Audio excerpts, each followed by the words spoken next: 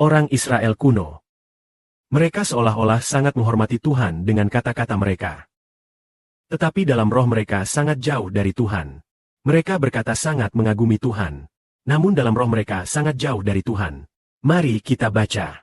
Tuhan yang Maha Tinggi dan Penguasa berkata, "Karena bangsa ini mendekatiku dengan bibir, namun hati mereka jauh dariku. Takut mereka kepadaku hanyalah mengikuti perintah tradisional. Lihatlah. Aku akan melakukan mujizat lagi di hadapan bangsa ini. Suatu hal yang ajaib dan aneh. Kebijaksanaan orang-orang bijak mereka akan lenyap. Orang-orang cerdas mereka, kecerdasan mereka akan tersembunyi, yakni orang Israel kuno saat itu. Mereka menghormati Tuhan dengan kata-kata. Tapi dalam roh dan hati mereka tidak menghormati. Di permukaan mereka menghormati Tuhan. Tapi dalam roh mereka tidak menghormati. Jadi, apa yang akan Tuhan lakukan? Dikatakan bahwa kebijaksanaan orang bijak akan dihancurkan. Orang-orang cerdas mereka, kecerdasan mereka akan tersembunyi. Artinya, orang Israel kuno sangat bijaksana. Namun kebijaksanaan mereka menjadi tidak bijaksana.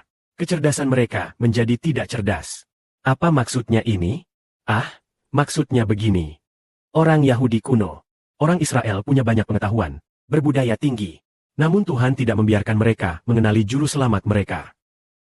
Mereka sangat bijaksana, sangat cerdas. Namun ketika Kristus datang, mereka tidak mengenali Yesus sebagai juru selamat mereka. Karena mereka menghormati Tuhan dengan kata-kata. Tapi hati mereka jauh. Jadi apakah Tuhan berencana menyelamatkan mereka? Tuhan tidak berencana menyelamatkan orang Yahudi kuno itu. Orang Israel. Karena itu Tuhan sengaja membuat kecerdasan mereka menjadi kekeliruan. Kebijaksanaan mereka menjadi kesesatan. Karena kecerdasan dan kebijaksanaan mereka, Tuhan tidak membiarkan mereka mengenali Yesus sebagai juru selamat mereka. Maka mereka meninggalkan Tuhan. Bahkan menyalibkan Tuhan. Akhirnya mereka tidak dapat diselamatkan. Karena kuasa keselamatan ada dalam Kristus. Ketika Kristus melakukan berbagai mujizat di dunia. Orang Farisi kuno. Orang Israel yang dengan kata-kata menghormati Tuhan. Tapi hati mereka tidak mencintai Tuhan. Mereka tidak mengenal Tuhan.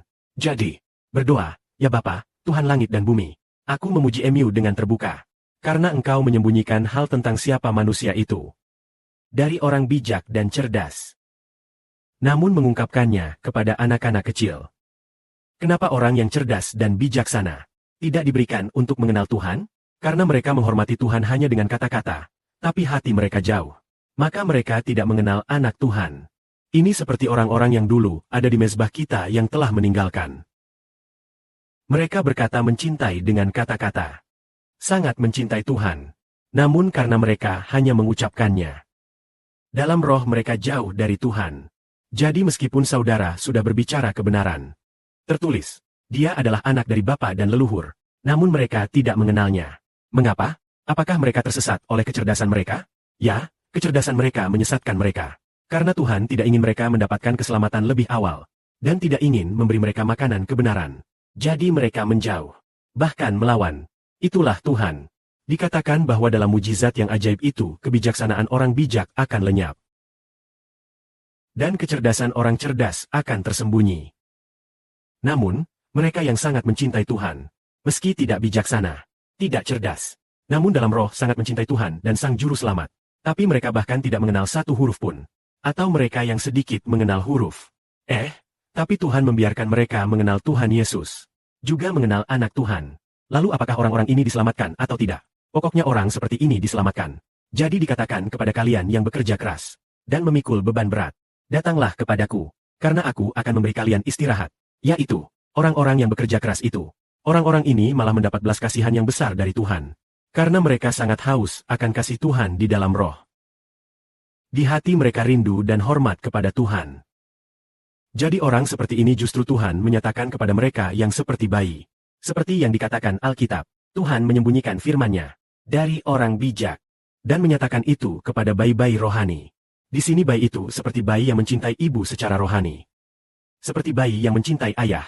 Orang seperti itu, rohnya seperti bayi kecil. Tidak terpisahkan dari ayah, tidak terpisahkan dari ibu. Lalu apakah orang seperti ini diselamatkan? Diselamatkan. Jadi yang disukai Bapa biasanya adalah orang yang mencintai Tuhan dari dalam hati. Bukan yang hanya nampak hormat kepada Tuhan di mulut. Tetapi hatinya jauh dari Tuhan. Semoga kemuliaan bagi Bapa dan Tuhan. Amin.